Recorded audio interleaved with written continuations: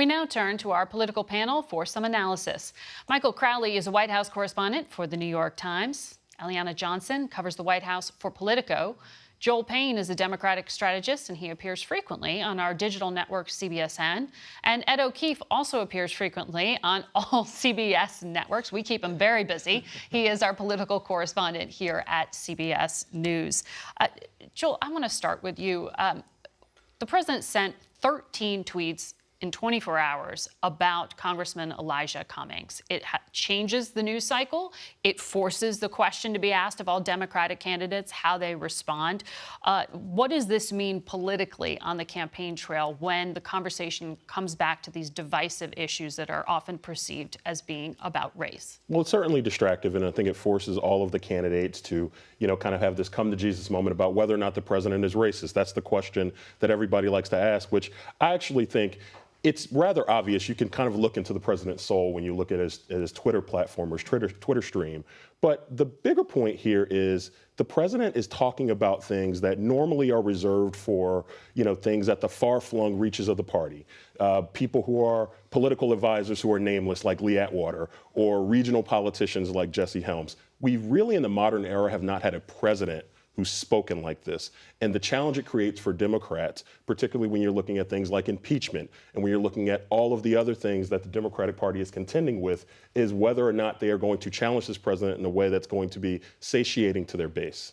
Ed, does it replicate in some way this conversation from 2016 about labeling people? The deplorables moment is what I'm thinking about with Hillary Clinton. When the conversation turns to the president's language being racist, do people internalize that and say, well, I'm with him because I think I'm being called a racist? Totally, and that's the risk they run in spending too much time talking about the president's words and intent. And it's why so many of these Democratic presidential candidates, just like Democratic lawmakers and Republican lawmakers for that matter, are frustrated by this because they don't want to necessarily have to answer for everything he says. And that is going to continue to be the real challenge for Democrats out there. Do you talk about him and what he's doing and saying, what he's trying to do and say, or do you try to focus on what you would be for if you are the Democratic nominee? It worked for Democrats last year running for Congress.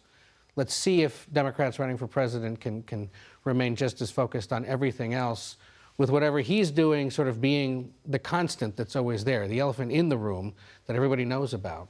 And it's real tricky. We've seen some frustration from some of these candidates. I still remember what Amy Klobuchar said a few weeks ago. He does this to distract you, and she pointed at reporters, from talking about the issues we are trying to raise on the trail: health care, education funding, all these other issues. And she has a point.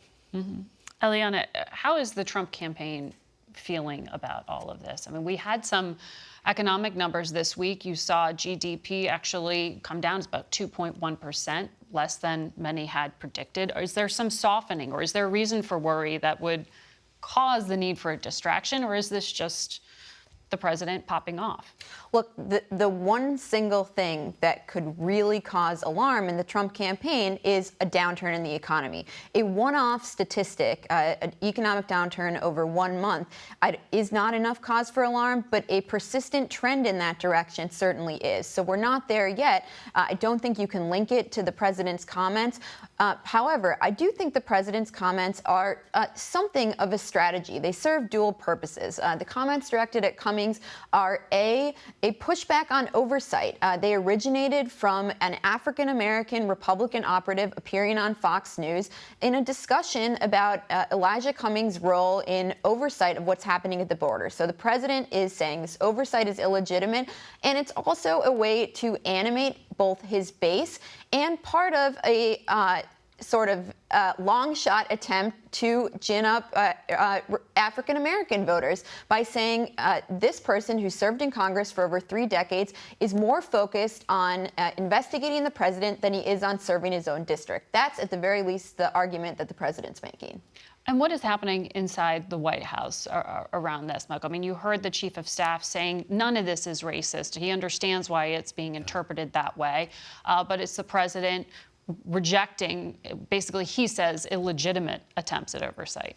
Yeah, well, I think it's very reactive, as has been the case throughout the Trump presidency. We know specifically on the tweets about AOC and Ilhan Omar and the squad a week or two ago that White House aides did not see those tweets coming. I don't know specifically about the Cummings tweets.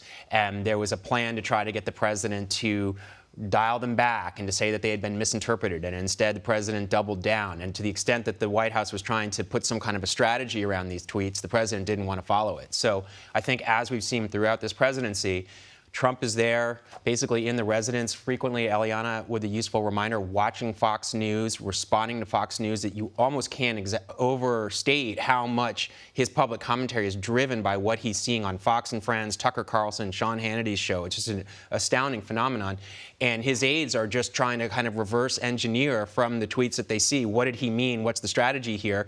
And then when they try to put some kind of strategy together for the second day, the president ignores it. Can I add to, I think that there's this popular thought that this is a part of some supercharged strategy, the strategy to supercharge the base, to get the president's base excited.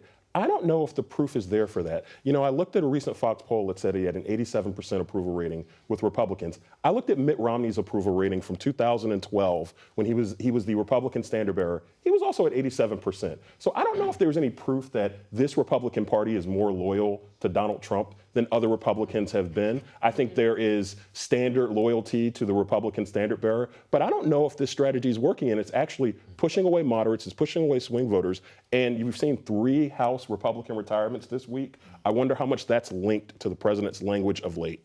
I think there's some truth to that. I don't think there's strategy, but I think there's instinct with Trump, and I think his instincts are often politically savvy. And I think your point on Romney misses something in that Romney was a conventional Republican who the party followed to do conventional things. And I think the thing that's caught people's attention about Trump is that the Republican Party has followed him and stuck behind him to far more unconventional, outrageous places that I think the country never really thought that the party and politicians would follow somebody who had never been in politics before. Ed, tell me where the Democratic Party is headed this week with this round of debates. It's a big moment. I think anyone who doesn't think these things matter should look at surveys taken in the last month since the first debates. Were we talking as much about Julian Castro or Kamala Harris a month ago before those debates? No, they had very good performances. Were the doubts about Elizabeth Warren's viability still there? Yes, and they've been somewhat diminished because of the powerful performance she gave. So you have 2 interesting setups this week. You have to focus on the 2 people at the middle of the stage, probably most of all. Tuesday night, Bernie Sanders and Elizabeth Warren, essentially, brothers and sisters in arms when it comes to sort of the liberal wing of the Democratic Party and the ideas they're trying to push. Do they go after each other? And how much incoming do they take from the lesser-known moderates on stage with them that are trying to break into that top tier and hoping that they get a moment that buys them time into September? And then, of course, Wednesday night, Kamala Harris and Joe Biden, round 2. Those of us who watch politics will pop extra popcorn for that one, probably, because you wonder where that goes. The other X factor in that, of course, is Cory Booker, the New Jersey senator who still can't find any traction, but continues to be the guy that starts fights with the vice president and sort of forces conversation about some issues from the Veep's past. So definitely a critical moment. And remember, the stakes are raised now going from July to September. You got to hit higher polling thresholds, higher fundraising thresholds. So those that are struggling have to use Tuesday or Wednesday night to make that happen. Joel, did having special counsel Robert Mueller testify this week backfire for Democrats? I think that's going to be a popular thought. And, listen, it's that old thing. If you listen to a debate on the radio, you might think that Democrats won on the points. But if you watched it in this era of Trump politics, this political theater, the special counsel did not necessarily perform quite as well. I think the real takeaway for me is that the second happiest person in Washington after the president might be Speaker Pelosi. And it's because her thought, her way of approaching impeachment probably wins out the week, because now her caucus is a little bit more chastened in terms of their thought about moving forward with impeachment. We even saw Adam Schiff earlier this week said that it's very likely the only way to remove the president from office is at the ballot box, not through impeachment. And I think that that's significant for the speaker.